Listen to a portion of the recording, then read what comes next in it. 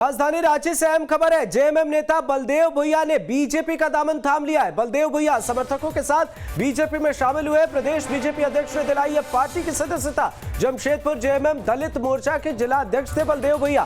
BJP अपने mission 2024 की तैयारी में जुटी और इसी बीच जेएमएम को बड़ा झटका लगा है। जमशेदपुर से जेएमएम दलित मोर्चा के जिला अध्यक्ष बलदेव भुइयां ने अपने समर्थकों के साथ बीजेपी की सदस्यता हासिल कर ली है। बीजेपी कार्यालय में बलदेव भुइयां को बीजेपी की सदस्यता दिलाई गई।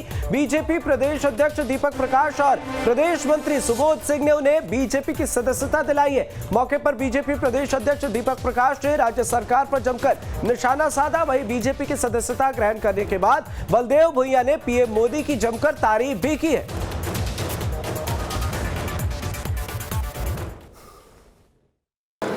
भारतीय जनता पार्टी की केंद्रीय सरकार, मोदी जी की सरकार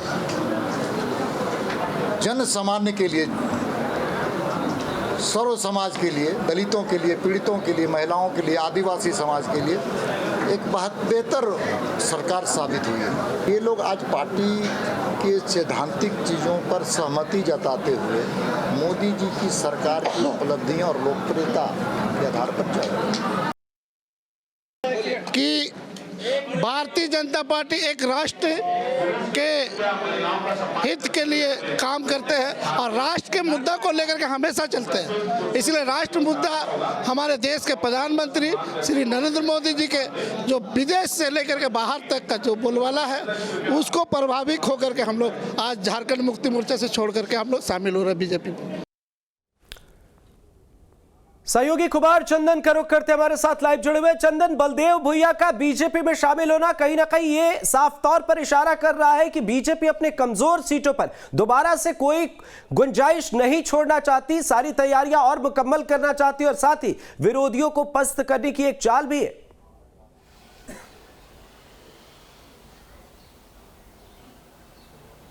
देखिए, बिल्कुल बीजेपी अपनी रणनीति के तहत मिशन 24 में जुटी हुई है और चूंकि बलदेव भुइयां जमशेदपुर से आते हैं और वो जेएमएम दलित मोर्चा के जिला अध्यक्ष भी थे अब तक और जेएमएम को छोड़कर बीजेपी का दामन थामा है। इसलिए बीजेपी गदगद है क्योंकि जेएमएम की सरकार है यहाँ और जेएमएम के नेता बीजेपी में शामिल हो रहे हैं और बीजेपी इसी को भुनाना भी चाहती है और इसीलिए जब ज्वाइनिंग का कार्यक्रम चल रहा था तब बीजेपी ने राज्य सरकार पर जमकर निशाना साधा और सीधे सीधे राज्य की सरकार को आड़े हाथों लिया। कुल मिलाकर कहा जा सकता है कि मिशन 24 की जो लड़ाई है और उस लड़ाई में फिलहाल कोल्हान का जो इलाका आता है, जमशेदपुर का वो इलाका, चाईबासा का इलाका, उस इलाके में 14 विधानसभा की सीटें हैं और उस पूरे कोल्हान में बीजेपी का सुपरा साफ है।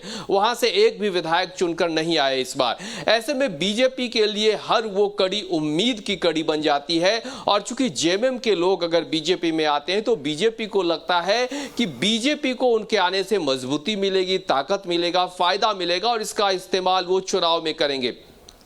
और इसीलिए आज ज्वाइनिंग के मौके पर बीजेपी के प्रदेश अध्यक्ष भी उत्साहित दिखे और बलदेव भुइयां भी जब बीजेपी का दामन थाम रहे थे तो उन्होंने सीधे सीधे कहा कि प्रधानमंत्री नरेंद्र मोदी जिस तरह से काम कर रहे हैं उनसे प्रेरित और प्रभावित होकर वो बीजेपी का दामन थाम रहे हैं और कोल्हान में बीजेपी को 14 विधानसभा की सीटें कैसे बीजेपी के पाले में आए इसके लिए वो मजबूती से काम करेंगे।